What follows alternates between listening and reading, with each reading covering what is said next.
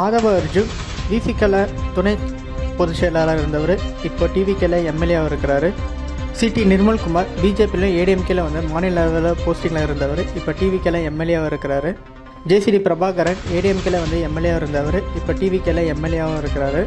செங்கோட்டையன் ADMKல வந்துட்டு எம்எல்ஏவாக இருந்தவர் இப்போ டிவிக்கில் வந்து எம்எல்ஏவாக இருக்கிறாரு.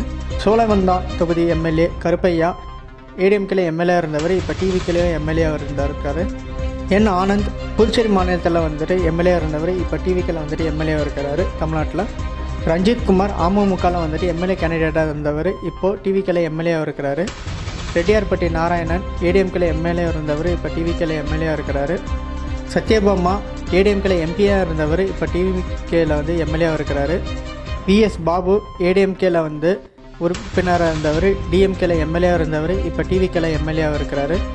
ADMKலேருந்து 5 பேரும், DMKலேருந்து ஒருத்தரும், பிஜேபிலேருந்து ஒருத்தரும், விசிகாலேருந்து ஒருத்தரும், AMMKலேருந்து ஒருத்தரும், அதுக்கப்புறம் புதுச்சேரி NR காங்கிரஸ் சப்போர்ட்லேருந்து ஒருத்தரும், மொத்தம் 10 பேர் வந்துட்டு இருந்தவங்க இப்போ டிவிக்கில் வந்து எம்எல்ஏவும் மினிஸ்டராக வந்துட்டு இருக்கிறாங்க.